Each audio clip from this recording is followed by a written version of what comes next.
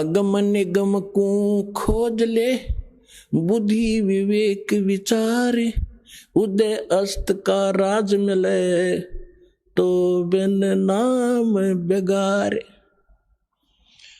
पृथ्वी पति चकवे गए, जिनके चक्र चलंत, रावण सरीखे कौन गिने, अस गए अनंत।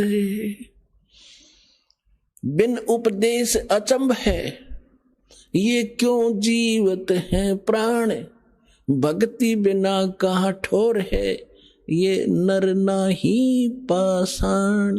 ये भगवान, इस आत्मा के ऊपर कितना जामा बैठ गया, कैसा हमारे अंदर इतना कठोरपन आ गया, इतनी जबरदस्त चोट मारी दाता ने।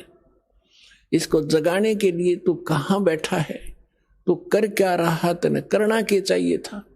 और जिस सुख को तू यहाँ खोज रहा है वो भी ना मिलता तेरे को, क्योंकि वो आपको केवल संस्कार ही प्राप्त होगा।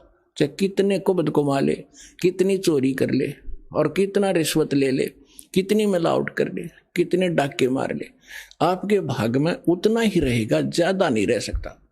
कल आपने चोरी करके 2 लाख कमा लिया, अगर कोई ऐसी समस्या पैदा हो जाएगी 4 लाख में पंडा छूटेगा। और पैसा रहा नहीं, वो कर्म पाप बिगाड़े, कर्म बिगाड़े थे वो जो के तू तेरे सिर पर धरे रह जाएंगे, वो तेने भोगने पड़ेंगे। तो परमात्मा कहते हैं कि बिन उपदेश, देखो उपदेश माने गुरु की शिक्षा और दीक्षा, दोनों उपदेश में आ जाते हैं। जो बिन उपदेश आश्चर्य है, अचंभ है, ये क्यों जीवत है जीव प्राण, और भक्ति बिना काठोर है, ये नर नहीं मनुष्य नहीं है, ये तो पत्थर है। इतना विवेक नहीं रखते ये लोग। नर नाही ये पाषाण, जिनका इतना ज्ञान और ऐसी भगवान की वाणी का असर नहीं हो रहा, कहते मानुष नहीं है फिर ये तो पत्थर जैसे हृदय के इंसान हो गए। पाप कर्मों का ज्यादा प्रभाव है।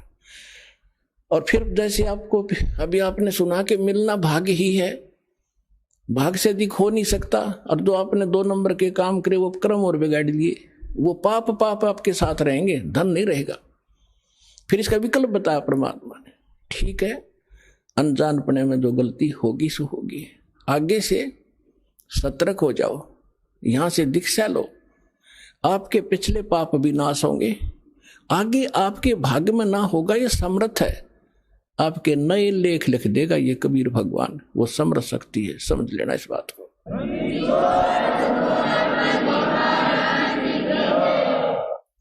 बिन उपदेश अचंभ है, क्यों जीवत है प्राण, भक्ति बिना काठोर है, ये नर नाही पाषाण।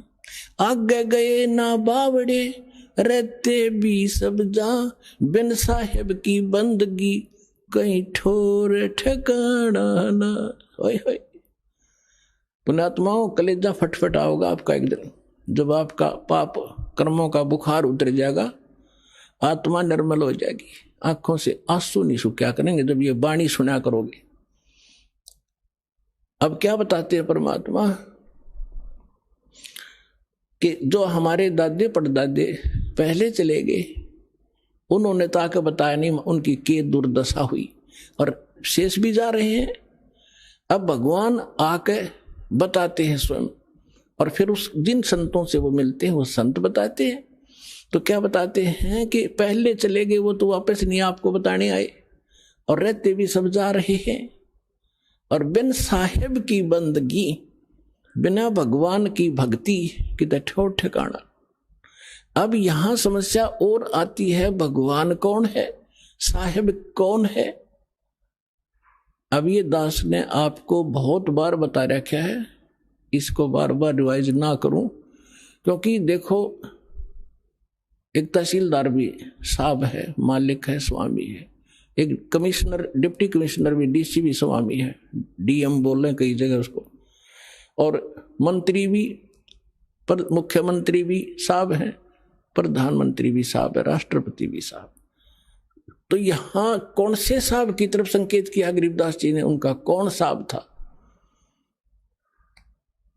अनंत कोट ब्रह्मांड का एक रुति नहीं बहार, सतगुरु पुरुष कबीर है ये कुल के सिरजनहार। हम सुल्तानी नानक तारे दादू को उपदेश दिया, जात जुलाहा वेद न पाया वो काशी में कबीर हुआ। यानी ये भगवान भी बता दिया है वो साहेब कौन सा जिसकी भक्ति करनी चाहिए। ये वो परमात्मा है जो काशी में धानक जुलाहे रूप में कबीर रूप से नाम से आए थे। ये अनंत कोट ब्रह्मांड का स्वामी, ये है मेरा साहेब। तो यहां कहते हैं पहले गए आगे गए ना बावड़े, रहते भी सब जा, और बिन साहेब की बंदगी कहीं ठोर ठिकाना ना। जैसे आज यहां प्रधानमंत्री बन गया, भक्ति की नहीं तो राजा का नेक्स्ट जीवन गधे से शुरू होता है।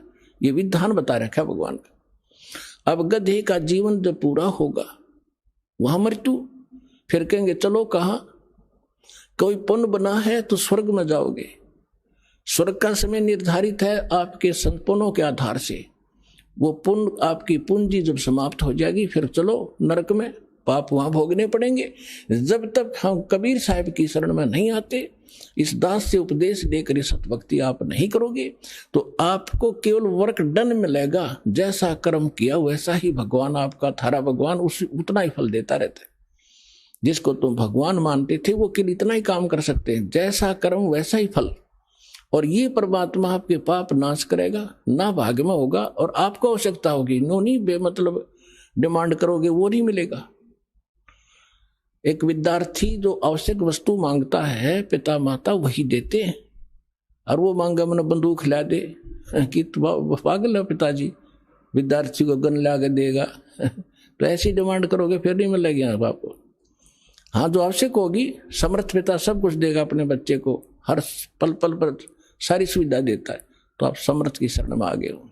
तो इस प्रकार अब फिर उसके बाद जब आप नरक में जाओगे, फिर नरक से कहेंगे चलो समय पूरा होगा, कुत्ता बनो, कुत्ते का समय पूरा हुआ, चलो आगे नेक्स्ट जीवन। और फिर कभी मनुष्य बन गए भूल भटक कर, फिर यही क्रियाएं, फिर मृत्यु, फिर चलो।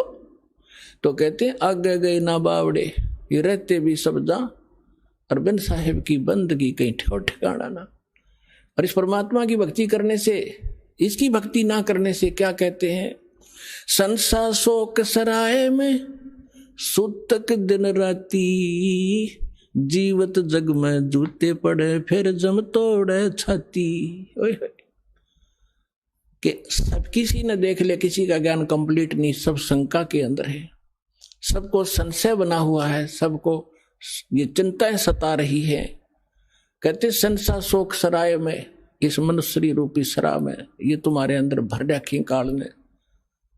और सुतक दिन राती, सुतक एक टेंशन खत्म हो दूसरी तैयार, वाह कितना तो सेट हो इतने तीसरी तैयार। कहते सूतक सी हो ही रहे तुम्हारे इस दिमाग में, जैसे बच्चे पैदा होया करें मच्छर से पैदा हो, कहते सूतक तुम्हारे साथ ला रखे और जीवित जग में जूती पड़े। अब हम क्या सोच रहे हैं बुढ़ापे में सुख होगा, इन बुढ़िया ने पूछ लो किसा सुख से इनके जीने। जो भक्ति नहीं करते, भक्ति करेंगे उनके तो हाथ आप रखेंगे बच्चे, क्योंकि एक तो भक्ति की शक्ति और फिर बच्चों के अंदर भी नम्रता। यहाँ आप देख रहे हो कोई कितना का, कोई किसी की बहन, कोई किसी कितना तो भाई आया हुआ है, और सबको इतनी आदर देते हैं बूढ़े बुजुर्ग भाई बहनों को, अपनों को भी ना दिया जाए यहाँ पर। और यहाँ आकर जो ऐसा नम्र होंगे तो घर में क्या वो ऐसा भाव नहीं बरतेंगे, तो सुख भी इसी तरीके से उस वृद्ध अवस्था में भी होगा। और फिर भगवान की भक्ति साथ होगी, 100 रोग कटेंगे। बुढ़ापे में तो सारे तो दुख हो जाया करें, शरीर भी कंडम, रोग भी घर करें, आंखें दिखे नहीं, बालक भी गुर्राव है। तो इस प्रकार परमात्मा कहते हैं बूढ़ा होवे पड़े खाट में, बूढ़ा होवे पड़े खाट में, सुने बचन खारे, कुत्ते तावण का भी सुख को ना, ये छाती फूकण हारे। जो बिना ज्ञान की बहु न्यो उलाने दिया करे बूढ़ा बुढ़िया ने। पुराने समय में बुढ़ा बुढ़िया की खाट गेट पर डाली जाया करती, और बहू कह कर जाया करती तो देखिए कुत्ता ना बढ़ जा घर में। अब बुढ़ापे में जब दिक्कत फिर रोड़ा के वो कुत्ता बिल्ली सब बदमाश हो की तन की तक बढ़ जा, वो क्रोध मस्ता रहेगा अंदर जाकर न, तो दूध दाद या लस्सी लस्सी खिंडा दी गिरा दी उसने, तो बहू आवेगी अंदर जाते देखेगी उसकी सौ पर सुई जावेगी, तब उसको लाना देती है। परमात्मा कहते वृद्ध हुए फिर पड़े खाट में, सुने वचन खारे, और कुत्ते ताउन का भी तुम्हारा सुख को ना, तुम छाती फूकण हारे। वह बहू फिर ये चमोले सुनाओगी, तुम शब्द श्लोक सुनाओगी, और कुत्ते भी ना हटा सकती, तुमने छाती फूक दी मारी। तो परमात्मा कहते फिर आपके बच्चे भी पुत्र वधू भी भगवान से डरने वाले होंगे, कटु वचन नहीं बोल सकते, क्योंकि ऐसा है व्यक्ति को, यदि कोई तगड़ा व्यक्ति कटु वचन बोलता है वो बोलेगा नहीं, क्योंकि विरोध करने का उसमें सामर्थ्य नहीं, वो रोया करे, उसमें वो गरीब होकर रोता है, और परमात्मा उसकी घड़ी सुनता है। तो इसलिए कोई ऐसे अपनी पुत्र वधू को या सास अपनी वधू को, क्योंकि नई नई बेटी आती है वो बहुत संकुचित और शर्मा कर रहती है, डर कर रहती है, उससे बहू वो सास भी कोई गलत व्यवहार करती है तो उसकी आत्मा दुख पाती है। तो हमने आपस में ये कर्म बढ़ाने नहीं घटाने हैं। तो इस ज्ञान से ये भी आपके अंदर एक पैमाना बना रहेगा, अगर नहीं दुख नहीं देना चाहिए, स्वयं दुख हो लेना चाहिए, दूसरे को दुखी हम नहीं कर सकते। हिरणा कुछ में मैं करे कोटि 49 राज। अब क्या बताते हैं कि संसा शोक सराय में सूतक दिन राती, और जीवित जग में जूते पड़े फिर जम तोड़े छाती। अब यहां तो सारे उम्र दुख में काटेगा, बुढ़ापे में बूढ़ा स्वयं दुखी, फिर ऐसे व्यवहार से भी तंग, और अगले जन्म में कहते फिर बिना भक्ति किए हुए प्राणी को यम के दूत घसीट के ले जाते हैं, उसकी टट्टी और पेशाब निकल जाता है, उसको आकर इसी भयंकर शकल दिखाई देती है, अंत समय में उसकी गर्दन दबा दी जाती है, सूक्ष्म रूप से जबान बंद कर दी जाती है, वो बोल भी नहीं सकता। और जो भक्ति करते हैं परमात्मा की, ऐसे जाएंगे जैसे स्वप्न, जैसे आप ऐसा स्वप्न होगा जैसे सत्संग में चलते हैं, वहां भगत दिखाई देंगे, अरे कहाँ जा रहे हो, क्या हो, बरवाला चलते हैं, चलो भाई चलो चलो, ऐसे छोड़ के भाग लेगा शरीर को, जैसे रजाई छोड़ के भाग लिया करें गुरु जी को देखने के लिए।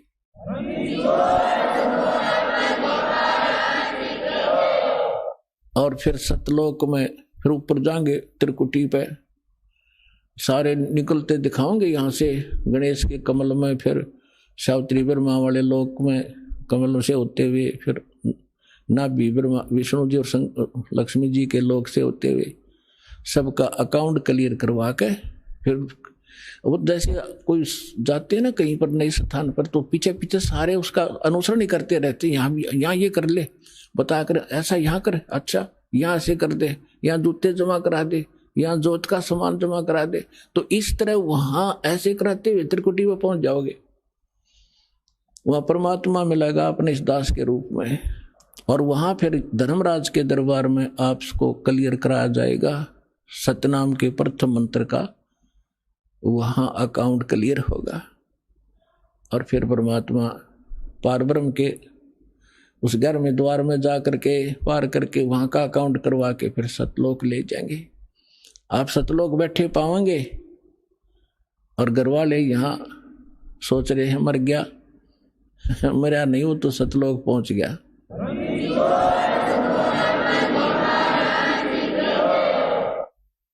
हरणा कुछ में मैं करे, यहाँ की इस भौतिकवाद की कितनी इसके अंदर कमजोरी है, जिसके ऊपर आमांडी पाके बैठे थे। कहते हिरण्यकशिपु ने पूरी पृथ्वी पर शासन बना लिया था अपना, और न्यू कहता मैं ही हूं, मैं भगवान हूं। हल्दी की गांठ प्राप्त करके 5-4 वर ले लिए ब्रह्मा जी से, सुबह मरूं ना शाम मरूं, दिन में मरूं ना रात मरूं, पशु से मरूं ना पक्षी से मरूं, मनुष्य से मरूं ना फलाने से मरूं।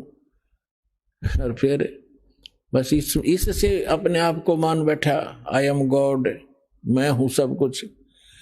तो परमात्मा कहते हैं सूक्ष्म ज्ञान में, हिरण्यकशिपु में मैं करे पूरी पृथ्वी का राज, ऐसे नरसिंह ले गया जो तीतर को बाज। कहते यह ब्रह्मटी होगी इन लोगों की। हिरण्यकशिपु छाती तड़वाई, ब्राह्मण बाणा और कर्म कसाई। बगैर ज्ञान के भक्ति भी करता था, ऐसी सिद्धियां भी प्राप्त कर ली थी जिसको उससे भ्रम हो गया कि मैं सब कुछ बन गया। तो परमात्मा कहते बिना ज्ञान के हिरण्यकुश छाती तड़वाई और ब्राह्मण बाणा और कर्म कसाई। वो तो भगत दिखाई दे, ब्राह्मण माने भगत भी होता है, वो तो भगत और भक्ति करे, और कर्म कसाई वाले तो कहते ऐसे लोगों की छाती टूटिया करती है, भगवान ने उसका पेट फाड़ के गिर दिया। हिरण्यकुश छाती तड़वाई और ब्राह्मण बाणा और काम कसाई। कबीर लूट सको तो लूटियो, राम नाम की लूटी, पीछे फिर पछताओगे, प्राण जहांगे छूट। अब ये बात आप पहले भी पढ़ाया सुना भी करते, लेकिन आज सुनोगे ना आपकी छाती में लगेंगी सारी, क्योंकि अधिकारी के बिना ये अमल में आ ही नहीं सकती। और परमात्मा की दया इस दास पर है। आपको दास बार बार समझाता है, दास एक जीव है, लेकिन समर्थ के संग में उस परमात्मा ने दास को अपना मान लिया, और दास एक चलता फिरता पावर हाउस है थोड़े पावर का, जो इस पूरे संसार ने तो पर्याप्त है, इतनी पावर है दास को दे रखी है। पूरे विश्व को इंक्लूडिंग ब्रह्मा विष्णु महेश तक को इस दास के पास तो मालिक ने, क्योंकि ये ऊपर से आ रही है पावर। अब जहां कोई पावर हाउस है बरवाला में, वो पावर हाउस से खोखा है, और उसको उसका कनेक्शन थर्मल प्लांट से है, जहां बिजली दिन रात बनती ही रहती है, वहां एंड होता ही नहीं। और इसकी अपनी अक्षमता है, ये बरवाला के लिए पर्याप्त है। तो इसी, और लेकिन वो लाइट आ रही है वहां से, अगर यहाँ इसको जरूरत ज्यादा बढ़ेगी तो इसकी अक्षमता भी बढ़ जाएगी, लेकिन लाइट आ रही है पीछे से ही। तो उस परम पिता से, कबीर भगवान से, सतलोक से दास के पास वो पावर आ रही है, और आगे कनेक्शन दास आपको उसी पावर से दे रहा है। अब क्या बताते हैं कबीर, जिव्या तो वाहे भली, जो रटे हरि नाम, नहीं तो काट के फेंक दियो, यो मुख में भलो ना चाम। परमात्मा के नाम के जाप की कितनी महिमा बता रहे परमात्मा। वैसे तो जिव्या बहुत काम आवे, खाना खान में भी काम आवे, और भी कड़वा मीठा चाखण के भी काम आती है। परमात्मा कहते हैं यदि इससे आपने भगवान की भक्ति और उसका गुणगान नहीं किए, तो इस चाम की इसे अच्छे जगह पे मुंह तो हम सबसे उत्तम मान रहे हैं, इसमें कति आवश्यकता नहीं। ये जीव ना तय फिर ईसा जुलम करेगी। कहते हैं तय पराई आत्मा जीव बांध तलवार, या जीव तलवार का काम करेगी। कोई गरीब, एक कमजोर व्यक्ति को एक तगड़ा व्यक्ति, बलवान व्यक्ति कोई अपने मुख से ऐसे वचन कह देता है, अब उसके साथ ना प्रतिशोध कर सकता, ना उसको कुछ जवाब दे सकता, बैठकर रोता है। उसकी आत्मा को जख्मी कर दिया उस नीच व्यक्ति ने इस जीभ वाली तलवार से, वचन से। तो परमात्मा कहते हैं यदि इस जीव का सदुपयोग नहीं किया, भक्ति नहीं की, तो इसने काट के फेंक दे इसका। अच्छा, कितनी महिमा बताइए। फिर क्या बताते हैं कि नर से तीतू पशुआ की जय, गद्दा बैल बनाई, ये 56 भोग कहा मन भोरे, की तकुर्री चढ़ने जाई। अब क्या बताते हैं परमात्मा के,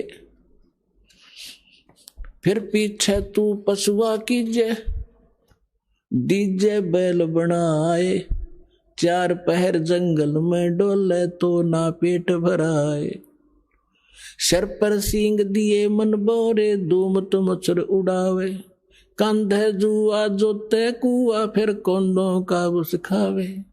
फिर पीछे तू खर की जगह कुरडी चरने जावे, टूटी कमर पजावे, चढ़े तेरा कागा मास गिलावे।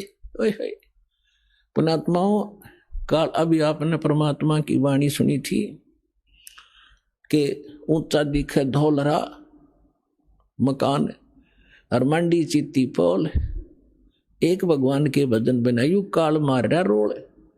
अब मनुष्य जीवन दिया है, जैसे विद्यार्थी हो तो माता पिता उसको पूरी सुविधा देंगे, वो निकम्मा वहां पढ़ता है ना पढ़ता है वो उसके आगे बाद में रिजल्ट आएगा जब वो पास फेल होगा। तो इसी प्रकार आप विद्यार्थी हो, मनुष्य जीवन मिला है भगवान वाले स्कूल के लिए, आपको ड्रेस भी न्यारी मिली है। तो इसमें आप यदि सत भक्ति नहीं करते हो तो फिर आपके साथ के बीतेगी। कहते हैं फिर पीछे तू पशुआ कीजे दीजे बैल बना। ओए होए। तो अब हम समय पर रोज भोजन खाते हैं। आप देखते हो यहाँ सतलोक आश्रम वाला में, वैसे तो आम जगह उपलब्ध है आजकल, कहीं बाहर जा रहे हो भाई चाय पी लेते हैं, रोक गाड़ी चाय पी ली, प्यास लग गया जो पानी पी लिया, भूख लगी रोटी खा ली, दिल करा मिठाई, कभी फल फ्रूट, खूब ठाटते खा रहे हो, खाओ, क्योंकि आप विद्यार्थी हो, माता पिता ने आपको ये सुविधा दे रखी है, इतना जेब खर्च आपको दे के भेज रखे है। यदि आप वो शिक्षा नहीं ग्रहण करोगे यानी भक्ति नहीं करोगे तो फिर क्या बनोगे? मजदूर बनोगे। आपके बच्चे वहां रेत में लेट रहे होंगे, आप कस्सी से मिट्टी खोद रहे होंगे, तन पर कपड़ा नहीं, समय पर टूक नहीं होगा, जो विद्यार्थी पढ़ते नहीं। तो इसी प्रकार जो इस पढ़ाई को नहीं पढ़ेंगे, क्योंकि पूरा विश्व के वो मानव शरीरधारी प्राणी विद्यार्थी है, तो उससे क्या होगा? नर से तू फिर पीछे तू पशुआ की जय दीजय बैल बना, और 4 पहर जंगल में डोले तेरा तो नहीं उधर बरे। अब तो जब इच्छा हो खाओ पियो, ठीक है खा लो, लेकिन वो जो काम था वो भूल गए कति। और फिर कहते हैं सर पर सींग दिए मन बोरे, और दुम तो मच्छर उड़ा। अब तो हम मच्छरदानी लगा लेते हैं, ऑल आउट वगैरह ये लगा लेते हैं, और फिर के लगावांगे? बैल बने पाछे एक पूछड़ हो गया आपके पीछे, उसने चाहे पंखा बना लियो, चाहे उसने कूलर की जगह प्रयोग कर लेना। और क्योंकि जितने भी कर्म संस्कार कमजोर होंगे तो ऐसे कर्महीन प्राणी के वहां भी अंग भंग हो जाते हैं, वह पूछड़ भी कट जाती है कई बार बैल की, वह इतनी रहती है, उन्हें नू कराया कर है, वो ना कुछ काम का है। और फिर आगे बताते हैं सिर पर सींग दिए मन बोरे, ये तेरी तोब होंगी सींग, इन्हें कुछ भी प्रयोग कर लेना इनको। और फिर क्या बताते हैं? कंद जुआ जोते कुआ।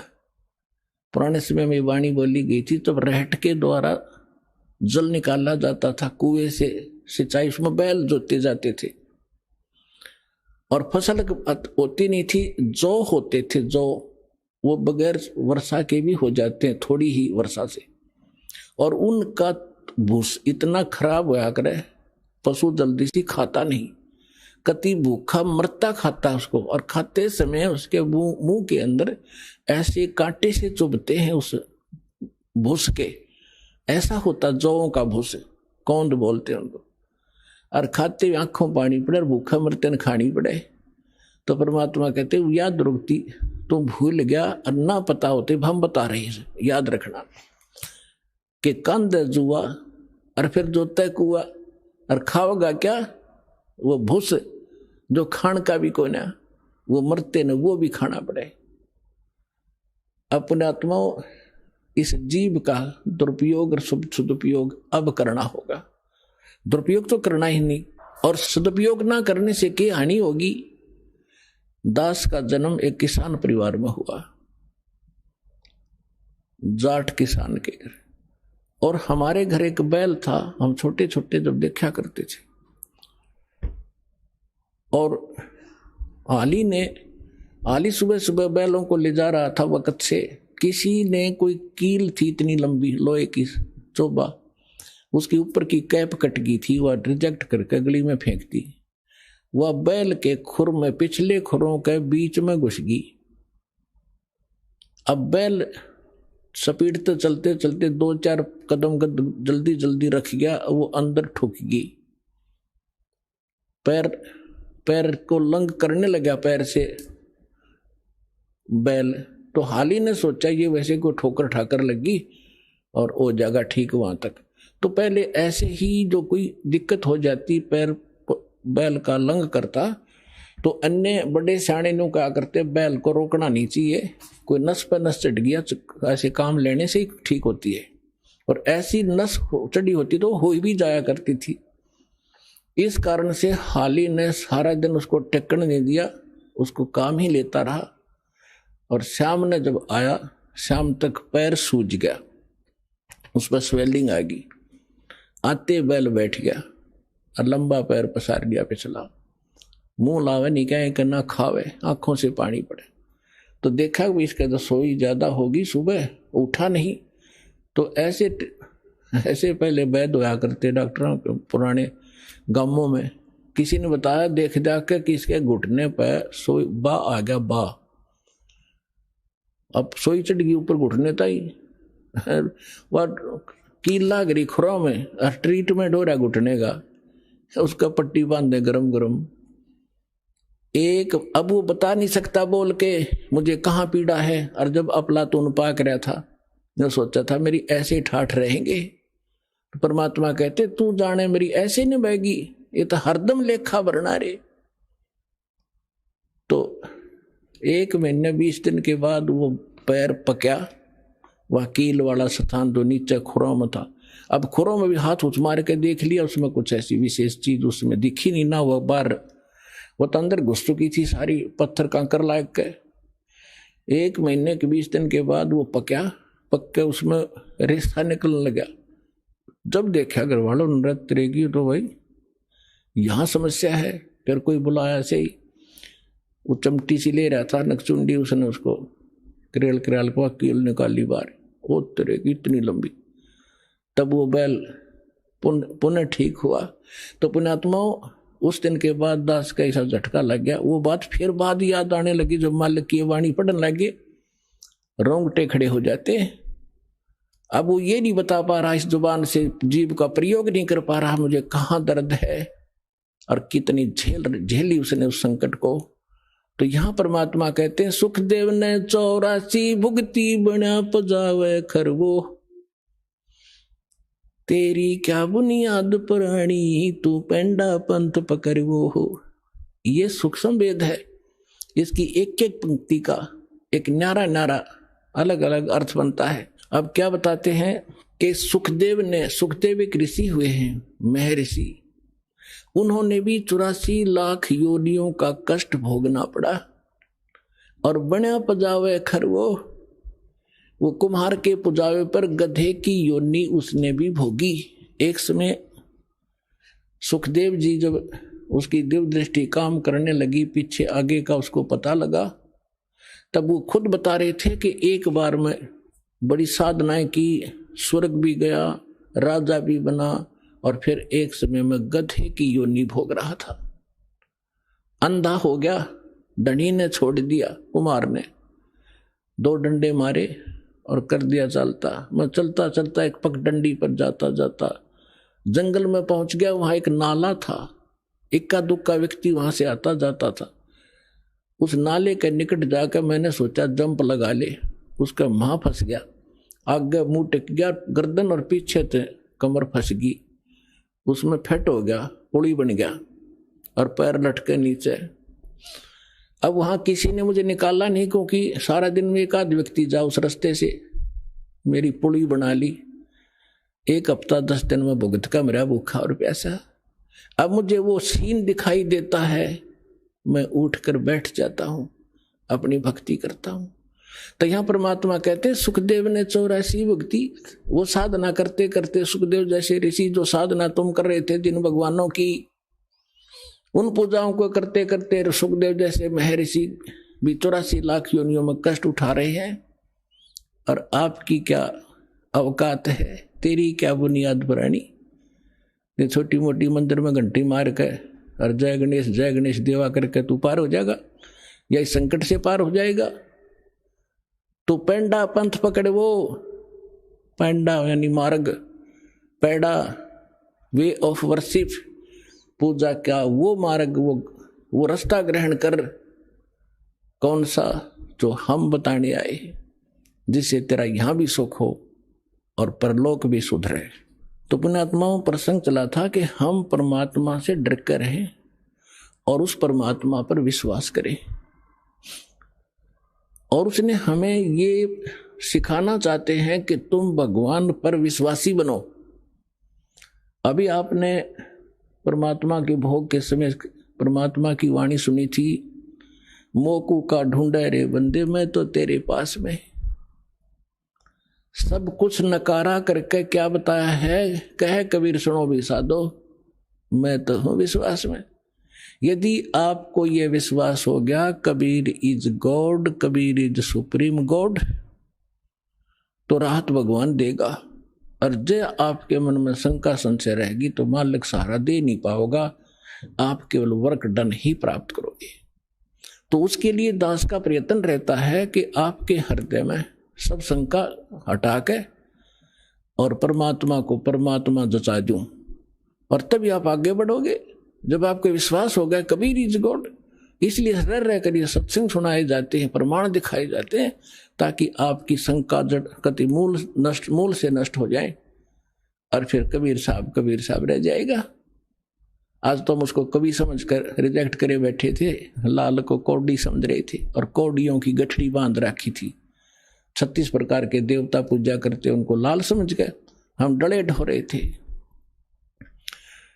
परमात्मा कहते हैं चारों युग में मेरे संत पुकारे और कूक कहा हम हेल रे, हीरे माणक मोती बरसे ये जग सुगता डेल रे।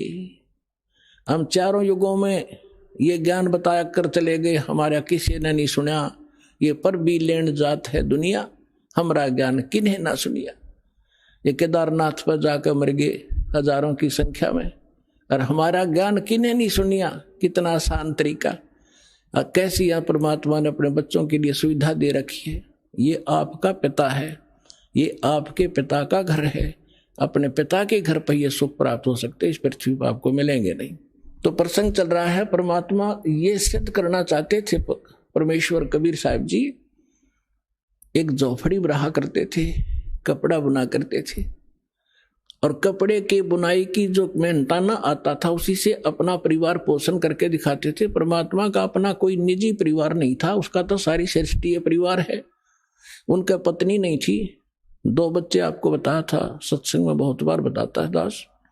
लड़का एक लड़की, किसी की फड़क निकालने के लिए वह जीवित करे थे, और वो बच्चे फिर अपने बेटा बेटी रूप में रखे थे।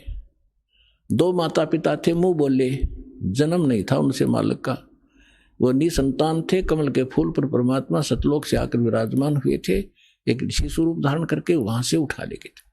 तो वो सब जब युवा लीला करते हुए युवा हुए तो दुल्हे का काम करने लगे, धारण कहलाए। परमात्मा कहते मात पिता मेरे कुछ नाही, ना मेरे गरदासी, हर दुल्हे का पुत्र आण को आया, जगत करे मेरी ऐसी। तो परमात्मा उस समय ये ज्ञान दिया करते थे, और साथ में ये एक रिहर्सल, एक एग्जाम्पल कोड करके चले गए कि संसार में मेरे तो निर्धन कोई नहीं हो सकता, और निर्धन होकर भी नीत साबित रखे। जैसे दास ने बताया था कि आपको यहां बुलाने का तरीका उद्देश्य है कि आपको सब क्रियाओं से परिचित कराऊं, परमात्मा के लाभ को प्राप्त लेने की विधि आपके हृदय में जचाऊं, ताकि आपकी नीत साबित हो, दान करने की नीत बने। और धर्म दान करे बिना उभर नहीं सकते आप। जैसे दास ने कहा था कि किसान ने फसल भी बो दी, बीज बो दिया और खाद पानी डालिया नहीं, तो सफल नहीं हो सकता। ओनली केवल मंत्र देण मात्र थे आप सफल नहीं होगे। इसमें खाद पानी है, ये तो बीज है, मंत्र जो तीनों मंत्र है, और इसमें ये 5 यज्ञ समझो खाद पानी है। तो ये प्रॉपर डालने पड़ेंगे। जैसे दास आपको गाइडलाइन बताता है परमात्मा की बताई हुई, तब आपकी भक्ति रूपी फसल पूरी होगी। तो उसके लिए परमात्मा भी यही क्रिया कराया करते हैं। जितना मेहनताना मिलता अपने निर्वाह के योग्य रख के बाकी को भंडारा धर्म में लगा दिया करते थे। कहीं सत्संग करने लग जाते वहां भंडारा कर देते थे। अब परमात्मा साथ साथ एक तत्वदर्शी संत की भूमिका भी कराया करें, वो उनके विधान में है, उनकी लीला में है। तो ये ज्ञान सुनाया करते थे जो दास आपको बता रहा है कि तीन देव की जो करते भक्ति, उनकी को दे ना हो वह मुक्ति। जो भक्ति करते नहीं वो अपना जीवन नाश कर रहे हैं, और जो शास्त्र विरुद्ध साधना कर रहे हैं ब्रह्मा विष्णु महेश तक की, वो भी अपना जीवन नाश कर रहे हैं। ब्रह्म तक की साधना करने वाले भी अपना जीवन नाश करें। केवल परम अक्षर ब्रह्म, उस पूर्ण परमात्मा की भक्ति से मोक्ष होता है। तो इसलिए परमात्मा कहा करते थे, जिस कारण से हमारे धर्मगुरु हिंदू और मुसलमानों के दोनों नाराज हो गए। उन्होंने हर तरह से ज्ञान से भी पराजित कर दिया दाता ने उनको। उन्होंने उनके साथ जुल्म ढाए कर उनसे मरे नहीं, हार कर वो थक गए। उन्होंने क्या स्कीम बनाई, उससे पहले सिकंदर लोधी उनका शेष हो चुका था, दिल्ली का सम्राट। उन्होंने क्या स्कीम बनाई कि एक बार सब ने इकट्ठा होकर कि इसकी बेइज्जती कर दो, वैसे तो काबू आ नहीं रहा, यहां से भाग जा काशी से, किसी तरह हमारा पीछा छूटा है, हमारी तो रोजी रोटी बंद करवा दी इसने। तो उन्होंने झूठी चिट्ठियां डाल दी सब आश्रम वालों के पास कि भाई कबीर नाम का एक व्यक्ति है, सेठ है, और वो काशी में रहता है इस कॉलोनी में, और ऐसे ऐसे 3 दिन तक भंडारा करेगा, सब आमंत्रित हैं। और साथ में एक और लिख दिया कि 1 असरफी यानी 10 ग्राम सोना, और साथ में एक दोहर यानी बहुत बढ़िया कंबल टाइप होता था पहले, दौर बोले आते उससे, वो प्रत्येक खाने के बाद दक्षिणा में दी जाएगी। तो ये साधु संत बेचारे इसे पेट भर होया करते। इन सब चेले श्रृंगार लिए, चलो लुल्ला लंगड़ा था बिठा लिया गया आश्रम में, जो बैठा था आंधा काना कि सारे चलो, प्रत्येक खाने के बाद 1 असरफी मिल लेगी, 1 दौर मिल लेगी, और वो अपने जो उनका हेड मुखिया उसके पास जमा होती, फिर वो चीज से उसको देते और बढ़िया भोजन मिलेगा। तो कहते हैं 18 लाख आदमी आगे, ये साधु संत फकीर सारे गिरीपुरी सब मंडलेश्वर। अब सुबह सुबह रविदास जी और कबीर साहब तकरीबन इकट्ठे रहते थे सारा दिन लगभग। तो सुबह सुबह रविदास जी घर से उठे, देखा बाहर मेला भर रहा, भाई पूछा कहाँ से आए हो तुम, कौन हो, क्या फंक्शन है आज तुम्हारा इकट्ठा होने का। तो वो बाबा लोग कहते हैं कि काशी वाले तुम कौन सी दुनिया में रहते हो, तुम्हें पता नहीं, हम इतनी दूर से आ गए कि यहाँ कबीर नाम का कोई सेठ है, और ऐसी उस कॉलोनी में रहता, दुलाहों वाली कॉलोनी के पास, नीरू का पुत्र है। उसमें पूरी डिटेल बता रहा कि कितने ब्रह्म रह जा किसी गए, और उसने ये भंडारा कर रखा है 3 दिन का, और साथ में ऐसा ऐसा लिखा है, और तुमको पता नहीं बनारस में। अब रविदास जी तो समझ गए कि ये किसी ढीठ आदमी की बकवाद है, राज तो नाश पीट दिया इसने, दुनिया आ गई निरी। रविदास जी पहुंचे परमात्मा वाली झोपड़ी में और कहने लगे महाराज जी आज तो नाश हो गया, काशी छूटेगी। क्या हुआ बताता है कि किसी ने झूठी चिट्ठी लिख रखी आपके नाम तय है, और न्यू लिख रखा है 18 लाख आदमी आगे हैं, और न्यू लिख रखा है कि 1 असरफी देगा, प्रत्येक खाने के बाद 1 दौर दक्षिणा मिलेगी। इस लालच में गिनती नहीं होती, इतने आ रही है। परमात्मा बोले रविदास एक कुंडी लाले भीतर थे और बैठ जा, आप वहां जावाएं को नहीं, आप चले जाएंगे टक्कर मार के। रविदास जी बैठ के ने बोला भक्ति करे, आपत्ति में भगवान याद करना चाहिए, मैं भी माला जपू, तो भी बैठ जाए, आप भी बैठो। अब परमात्मा वहां बैठे, रविदास जी ने देखा ये माला जप है, और परमात्मा पहुंचे सतलोक में। वहां से फोन कर दिया कि मां रहा हूं, तैयार करो फटाफट। सतलोक से उन्हीं आत्माओं से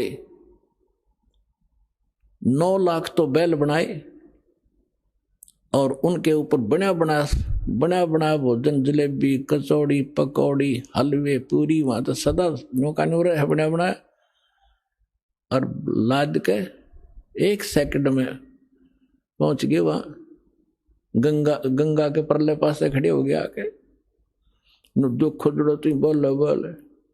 और फिर गंगा से आगे आना था। वह गंगा इतनी फुल स्विम पर चल रही थी, एकदम पानी 1.5 फुट हो गया। दुनिया देख रहा, इतनी एकदम डाउनफॉल गंगा में पहली बार देख रहे हैं हम। जल नीचे उतर गया तो उधर से क्या देख रहे हैं, घाट में का नर्रे बैल आने लग रहे हैं। सब देखें खड़े होकर, ये कौन आ गया। और दूसरा रूप बना लिया परमात्मा ने, और केशव नाम बताया अपना, एक व्यापारी का। पहले बंजारे होते थे, बंजारे बिजनेस किया करते थे बैलों के ऊपर, जैसे गधों पर बोरे होते ऐसे बैलों पर लादा करते थे। यही ट्रांसपोर्टेशन का साधन था। आजकल तो ट्रकों से होती है, फिर बैलगाड़ियों से शुरू होगी थी, लेकिन पहले बैलों के ऊपर, जंगलों में रास्ते थे नहीं, जंगलों में से निकाल ले जाते, आगे पीछे बैल लगा के जैसे ऊंट बांध लिया करें। तो उस समय ऐसे बंजारे लोग बिजनेस किया करते थे। किसी मंडी से गुड़ ले आते, उसको वहां बेचते जहां गुड़ नहीं होता था, तो उनको बंजारा बोलते थे।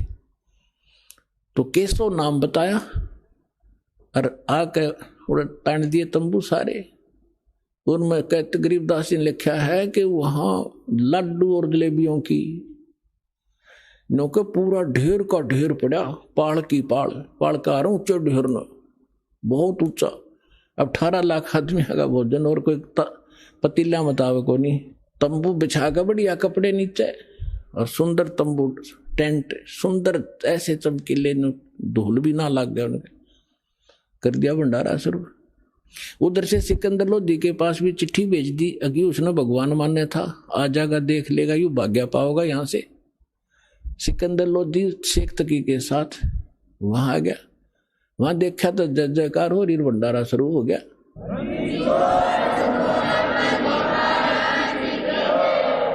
अब शेख तकी की तो मासी मर गई, पेट पकड़ के बैठ गया। उतने सोच कहा था कि आज पता लग जाए सिकंदर लोधी ने, इसने अल्लाह का करता यू।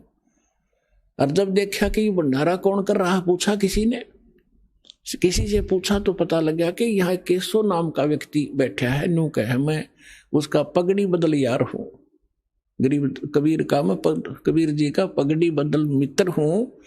और ये राजा ने जो पूछा कि आप कौन हो, कि केशव नाम है मेरा, आप क्या लगते हो गरीब, उसके कबीर साहब आपका क्या लगते हैं, कि मेरा मित्र है वो, पगड़ी बदल यार हूं मैं उसका। मेरे पास भी एक चिट्ठी गई थी उनकी कि कुछ छोटा सा भंडारा करना है, कुछ सामान लेते आइएगा मित्र। अब वो शेख तकी ने कह रहा, इसने छोटा भंडारा कहे, ये तो बेगन है वह। फिर तो वहीं बैठ गया।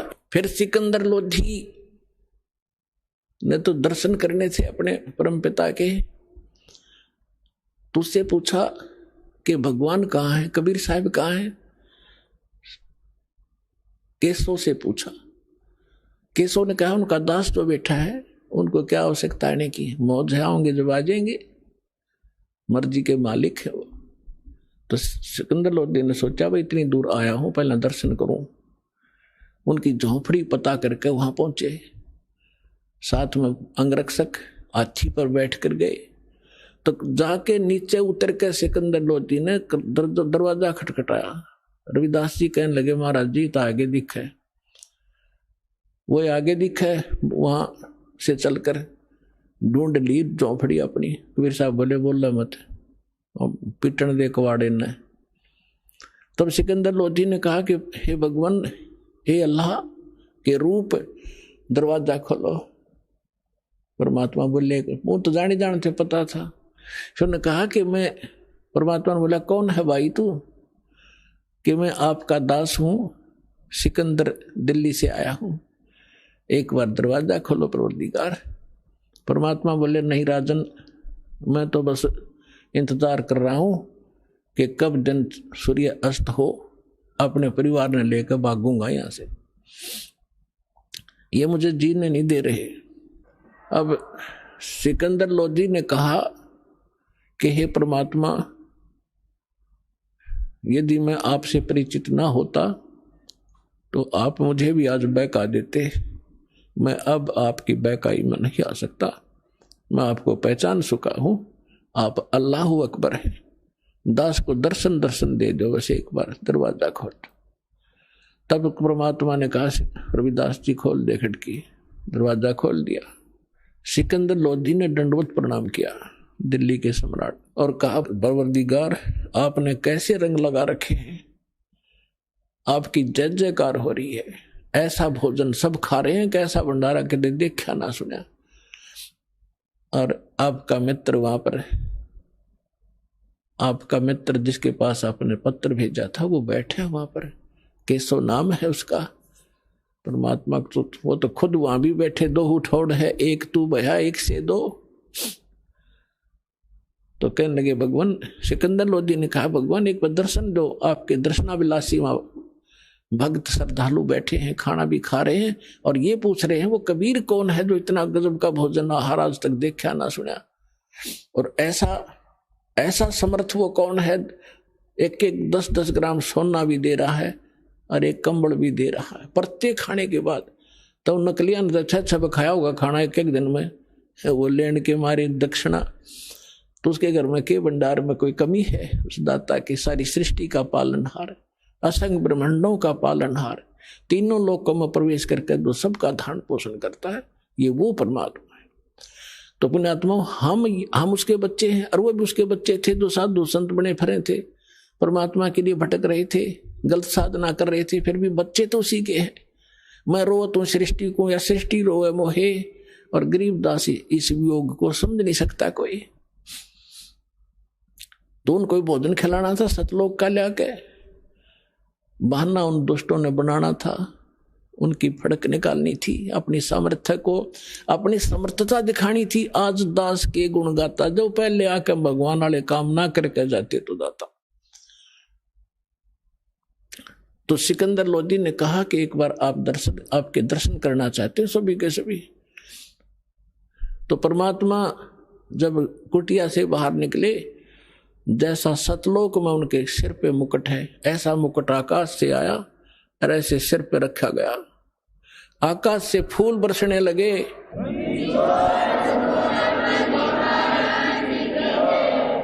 सुंदर मनोहर मुकुट पहन के परमात्मा, और ऊपर से आकाश से फूल बरसने लगे परमात्मा के ऊपर। सिकंदर लोधी ने अपने हाथी पर बैठाया अपनी अंबारी में, साथ में रविदास जी। कबीर साहब बोले आजा भाई मित्र तू भी। वो और रविदास जी चंवर कर रहे थे पहले।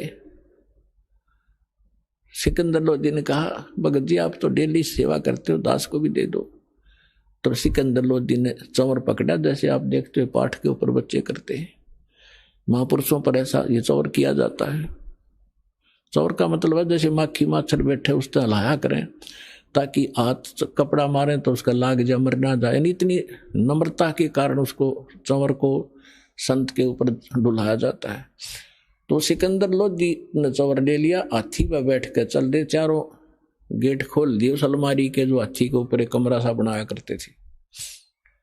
तो सारे देखें जो खाना खा रहे थे, कौन है कबीर कौन सा है, कि वो बैठा जिस पर सिकंदर लोधी चौर करे, दिल्ली का राजा।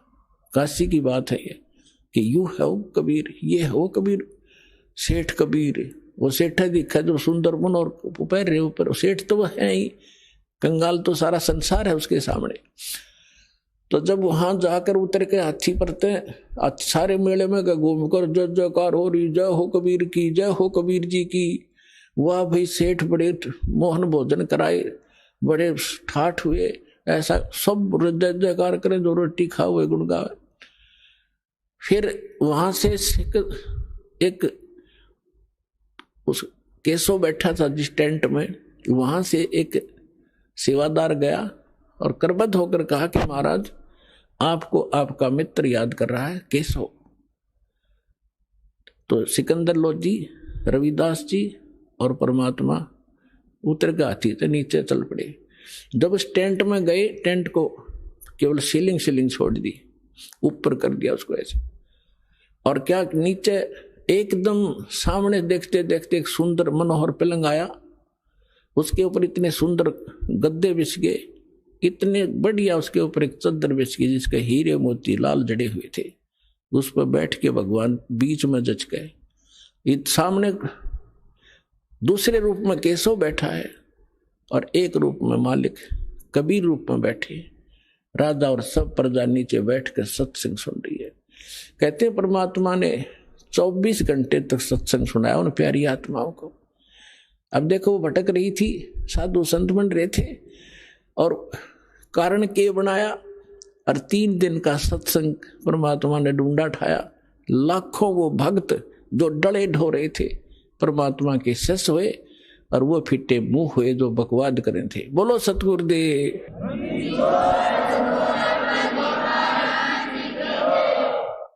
ये बहुत लंबी वार्ता है, कभी फिर समय आने पर। अभी तो दास आपको सदग्रंथों से ये प्रूव कर रहा था कि भगवान कौन है। जब आपको, जैसे पहले आप सेट हो रहे थे, कृष्ण जी भगवान, श्री रामचंद्र जी भगवान, शंकर जी भगवान, गणेश जी भगवान, तो आपने आपको कोई भी उनकी कथा कहीं खड़ा होकर सुनावा था तो आप सारे शांत होते थे और स्वीकार होती थी, सब कुछ सही मानते थे, तो नो प्रॉब्लम थी। और जब इस दास ने यथार्थ कथा शुरू की तो कितना विरोध हुआ। कहता दास जाने या मेरे साथ उस समय से संघर्ष करते हुए आपके भाई बहन चल रहे हैं, वो जानते हैं आप तक हम कैसे ही संदेश को पहुंचा पाए। जेल तक जाना पड़ा, 36 मुकदमे झूठे कर रखे हमारे ऊपर, लेकिन मालिक साथ है। एक दिन सब फिट्टे मुंह हो जाएंगे और सच्चाई ऊपर आओगी।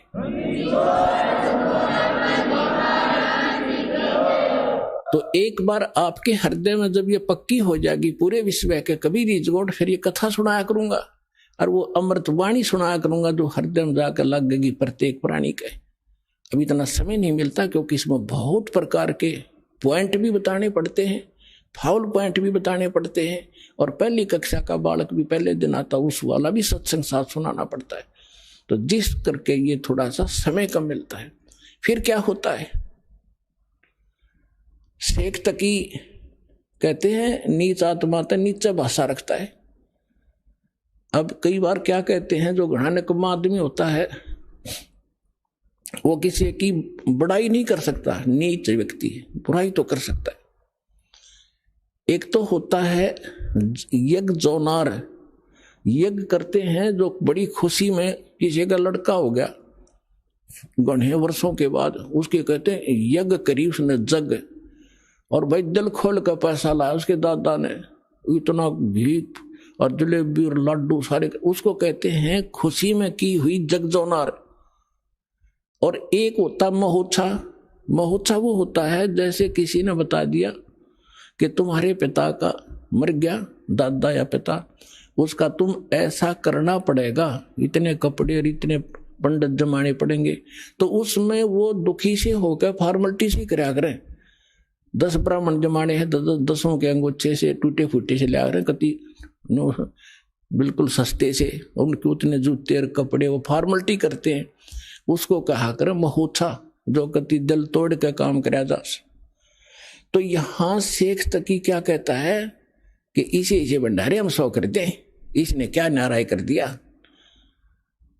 तो इतनी जब उसने बात कही, कहते हैं पहले तो बहुत जुल्म किए थे उसने काफी वर्षों तक, वो फाइनल बकवाद थी उसकी। उस दिन वो गूंगा भी हो गया और बहरा भी हो गया वो शेख तकी। तो यहां गरीबदास जी कहते हैं कोई कहे जगजोनार करी और कोई कहे महोत्सा, और बड़े बड़ाई करा करें गाड़ी का डोछा। तो उस समय परमात्मा ने कहा कि भाई ठीक है केशव, धन्यवाद आपका, आपने मेरी इज्जत रखी। केशव कहते हैं हे भगवान शर्मिंदा ना करो, आप तो सारी सृष्टि के पालनहार हो, ये जनता के समझे तो बालक है, इनका बुद्धि को नहीं जो आपने पहचान ले। तब केशव ने कहा भी ठीक है भगतो, लाद लो सारे टेंट वेंट, 5 मिनट में धर लिए ठाके बेलना पर, चलो मैं आ रहा हूं। जब वापस गंगा से निकलने लगी, वह गंगा फिर इतना ही पानी हो गया 1.5 फुट, और सारे बैल और बंजारे जब निकल गए जो वहां से आए हुए थे, 9 लाख बैल और इतने बंजारे सतलोक के भगतारे थे अंश। तो गरीबदास जी ने कहा कि वो बैल जब चलने थे ना पृथ्वी पर, और वो बंजारे 1 फुट पृथ्वी से ऊपर रहे थे उनके कदम, या उनका समझ में नहीं आया ये न्यू के ऊपर चल रहे हैं। इतनी बुद्धि तो खान खान पे लाग रहे थे, उन्हें क्या जरूरत थी कि देखने की कौन के ऊपर चल रहा है। तो उसी समय बैल पार हो गए गंगा। सिकंदर लोधी ने कहा कि जाओ केशव, आपका काफिला जा चुका है। दूर जा लिया होगा, न्यू खड़े होकर देखा पटरी पे चढ़ के, वहां कोई परले पार कोई बैल नहीं, कोई बंजारा नहीं। तो सब असमंजस में हो गया सिकंदर लोधी की, कहाँ गए वो सारे? तो 9 लाख बैल कोई नूता नहीं कि थे कूण में वृक्ष के आड़ में छप जाएंगे, वो तो पूरे कई किलोमीटर तक दिखाई देने थे। इतना सोच ही रहा था तो कबीर साहब कहने लगे चले गए जहां से आए थे। उधर से वो केशव उनके सामने दूसरा रूप परमात्मा के अंदर समा गया, एक कबीर साहब रह गए। बोलो सतगुरुदेव।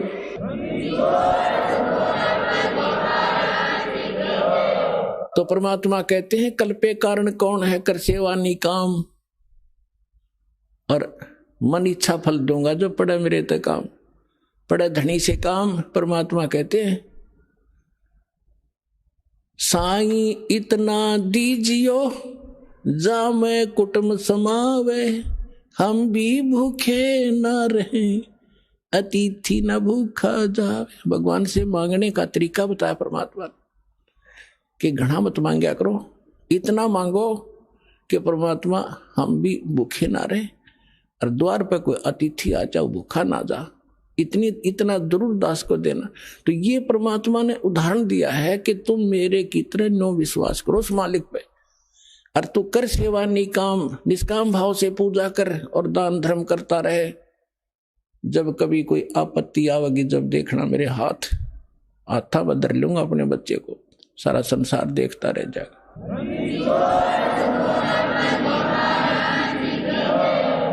आइए अब हम उन श्रद्धालुओं के अनुभव जानते हैं जो जगत गुरु तत्वदर्शी संत रामपाल जी महाराज जी से दीक्षा प्राप्त कर चुके हैं तथा उनके द्वारा बताए गए भक्ति मार्ग पर चल रहे हैं। नमस्कार सर। सत साहेब। सर क्या नाम है आपका? अनुराग दास, रायपुर छत्तीसगढ़। अनुराग जी, संत रामपाल जी महाराज से नाम दीक्षा आपने कब ली? संत रामपाल जी महाराज जी से हमने नाम दीक्षा 19 जून 2019 को ली थी। संत रामपाल जी महाराज से नाम दीक्षा लेने से पहले आप क्या भक्ति साधनाएं करते थे? संत रामपाल जी महाराज से दीक्षा लेने पहले हम दामाखेड़ा प्रकाश नाम साहब से हम जुड़े हुए थे। हमारा पूरे पूर्वज उन्हीं की भक्ति करता था। इवन चौका आरती में हम और हमारे पिताजी स्वयं गद्दी पे बैठ के चौका आरती करते थे। सर जैसा कि आपने बताया कि आप कबीरपंथी दामाखेड़ा पंथ से जुड़े हुए थे, दामाखेड़ा पंथ वाले भी कबीरपंथी हैं और संत रामपाल जी महाराज भी कबीरपंथी हैं, तो आप संत रामपाल जी महाराज की शरण में क्यों आए?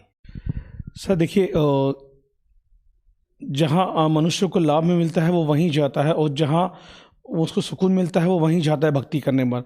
हमने वहाँ भक्ति की, हमने वहाँ पे बहुत चौका आरती की, हमने घर में चौका आरती कराई दामाखेड़ा में, परंतु उसके बाद भी हमें कोई लाभ नहीं मिला। हमको इतनी घर में बाधाएं थी, हमारे भूत प्रेत बाधाएं, कई तकलीफ़ें, मानसिक शारीरिक आर्थिक इतनी तकलीफ़ें थी कि हम ही जानते हैं और हमारा परिवार जानता है कि क्या तकलीफ़ें थी। सर क्या काम करते हैं आप? सर अभी मैं हॉस्पिटल में मार्केटिंग मैनेजर हूँ। सर आप हॉस्पिटल में मार्केटिंग मैनेजर हैं और आज साइंस और टेक्नोलॉजी का ज़माना है, इतने पढ़े लिखे होने के बाद भी आप भूत प्रेतों पर विश्वास करते हैं, ऐसा क्यों?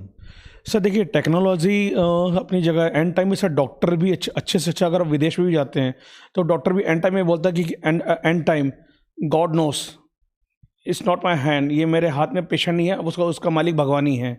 तो आखिरी में टेक्नोलॉजी भी स्टॉप हो जाती है सर वहाँ पे। तो इसलिए आखिरी में आदमी को शरण को भगवान की शरण में ही झुकना ही पड़ता है हर हाल में। तो हम भी हर जगह से झुके, हम हर देवी देवताओं के चरण में गए। इनके दामाखेड़ा के बावजूद भी हम कई मज़ार और कई मस्जिद, कई जगह गए। इवन हम सब कामाख्या देवी, जो सबसे बड़ा तांत्रिकों का गढ़ है, जहाँ पे तांत्रिकों को कक्षा दिया कि कैसे तांत्रिक बनते हैं, वहाँ के सबसे बड़े तांत्रिक से हम उनसे मिले, उनको घर पे ले आए कि हमारे घर में भूत प्रेत बाधा उसको सही कर दें। फिर भी वो सारी बाधाएं 2-3 दिन रही। उसके बाद फिर वही जो दिक्कत होती थी, शाम को जहाँ 6 बजा हमारी पत्नी, हमारा बेटा बिस्तर पे नज़र आते थे, वो कुछ काम नहीं कर पाते थे। हमें कोई मजबूरन घर में आके फिर खाना पीना बनाना पड़ता था। हमें कोई तकलीफ, हमारी दुख नहीं होती थी, हमारे आंसू कोई पोंछने वाला नहीं था। संत रामपाल जी महाराज की शरण में आप कैसे आए? सर, संत रामपाल जी महाराज जी के शरण में आने के लिए कि पहले हम सिंपली थे। हमें एक पुस्तक मिली, जीने की राह। सर, ये जीने की राह हमने पढ़ी तो हमारा जीवन ही सब पूरा बदल गया। जैसे उसका लाइन है, सर, जीने की राह तो पूरा बदल गया हमारा जीवन। संत रामपाल जी महाराज जी ने हम पर ऐसी दया कि हमारे जीवन पूरी तरह से सही हो गया। हमने संत रामपाल जी की वो पुस्तक पढ़ने के बाद इनके आश्रम हिसार हरियाणा में गए। वहाँ जाके संत रामपाल जी महाराज जी से हमने नाम दीक्षा, सब परिवार हम लोगों ने वहाँ पे नाम दीक्षा ली गुरु जी से, संत रामपाल जी महाराज जी से। सर, जब आपने संत रामपाल जी महाराज से नाम दीक्षा ली तो क्या आपको लाभ भी मिले? दास को संत रामपाल जी महाराज के चरणों में सह परिवार नाम दीक्षा प्राप्त करने के बाद तुरंत सर अगले दिन 24 घंटा भी नहीं लगा होगा, जब हम लोग वहाँ से अपने घर आए।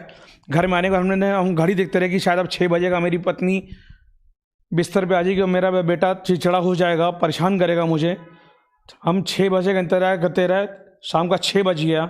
हमने चलो शायद होगा तो कुछ चमत्कार होगा, आधा 1 घंटा और देख लेते हैं। पूरी रात बीत गई। हमने पूरा रात जागरण कर डाला हमने कि शायद अब मेरी पत्नी दिक्कत करेगी।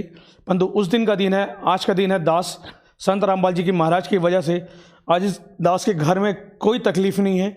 संत रामपाल जी महाराज की इतनी कृपा हुई है इस परिवार पे, इस दास के परिवार पे, कि ये दास संत रामपाल जी महाराज की कृपा से आज आपके सामने जिंदा खड़ा है और आपसे चर्चा कर रहा है। सर, लाभ तो अनेकों हैं। जैसे एक ये लाभ है मेरा जो मैं बताना चाहूँगा। सर, ये चमत्कार हुआ कि हमारा पैर लेफ्ट हैंड का पूरा टूट चुका था, एंकल का। जब हम डॉक्टर के पास गए तो डॉक्टर ने बोला कि आपका शायद 3-4-5 लाख तो कम से कम आपका जाएगा ही जाएगा, ऑपरेशन होएगा और आपका रॉड लगेगी इसमें। हम डर गए। हमने तुरंत अपने घर पे संत रामपाल जी महाराज जी के चरणों में दंडवत प्रणाम किया सह परिवार और कहा कि मालिक, आप अपने दास को अपने चरणों में रखना, हमारी इतनी औकात नहीं कि हम इतना पैसा दे सकें। और जब हम गए डॉक्टर के पास, उन्होंने ऑपरेट किया, हमें प्लास्टर चढ़ा। तो प्लास्टर के कुछ ही महीनों बाद हम दोबारा रीचेकअप पे गए तो उन्होंने फिर से हमारा प्लास्टर खोल के एक्सरे करवाया। तो ये एक्सरे रिपोर्ट है। डॉक्टर ने बोल के हैरान हो गया कि आपका ऑपरेशन करना था, रॉड लगनी थी, और आपके बिना रॉड लगे आपका पैर कैसे सही हो गया, ये कैसा चमत्कार हो गया, ये मैं नहीं जान सकता। क्योंकि आपका वजन 120 किलो था और उसके पर भी आपका ये भार रखो तो आपका ये पैर पूरी तरह से टूट सकता था और ज़िंदगी भर आप बैसाखी लेके चल सकते थे। और आप कैसे इतनी जल्दी रिलीफ कर रहे हो, ये कहाँ हो सकता है? तो मैंने बोला, सर, मैं संत रामपाल जी महाराज जी का अधीन हूँ, उनकी वजह से आज मैं चल के आ रहा हूँ, वो उन्हीं की शक्ति है, इस बात में वो समर्थ नहीं है। सर, दूसरा लाभ ये है कि हमारे पेट में सब पथरी हो गई थी और गाल ब्लैडर और किडनी में हमारी पथरी हो गई थी।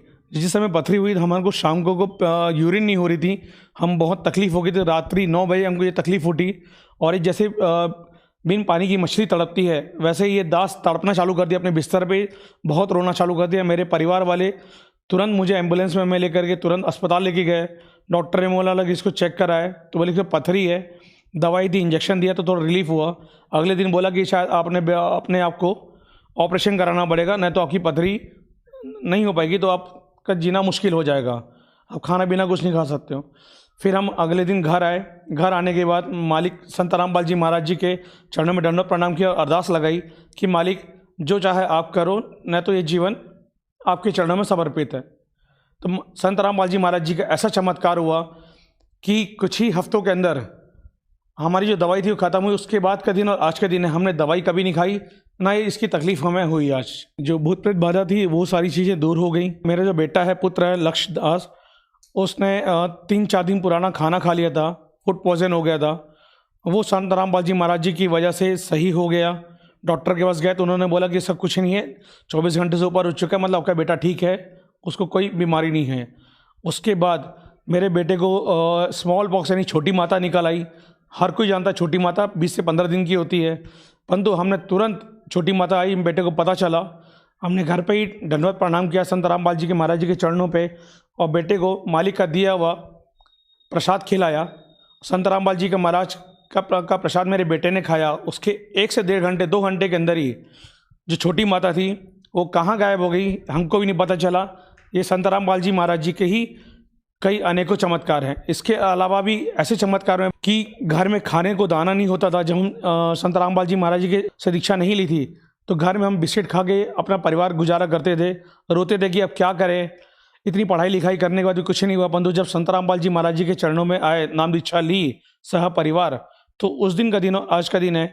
हमें कोई भूत प्रेत बाधा नहीं रही, कोई आर्थिक मानसिक तकलीफें सब संत रामपाल जी ने समाप्त कर दी इस दास की। सर, जो दर्शक आज आपको टीवी पर देख रहे हैं उनके लिए आप क्या कहना चाहेंगे? सर, मेरा सारे जगत भाइयों से सबसे एक ही निवेदन है हाथ जोड़ करके कि संत रामपाल जी महाराज जी के अनेकों चैनल, सत्संग चैनल्स टीवी पे आते हैं, वो सारे सत्संग ध्यानपूर्वक सुने। और सत्संग के आखिरी में नीचे सर एक पीली पट्टी पे एक नंबर आते हैं, मोबाइल नंबर रहता है, उस नंबर पे आप कॉल करके संत रामपाल जी महाराज जी से आप निःशुल्क नाम दीक्षा प्राप्त कर सकते हैं घर में बैठे बैठे। धन्यवाद सर।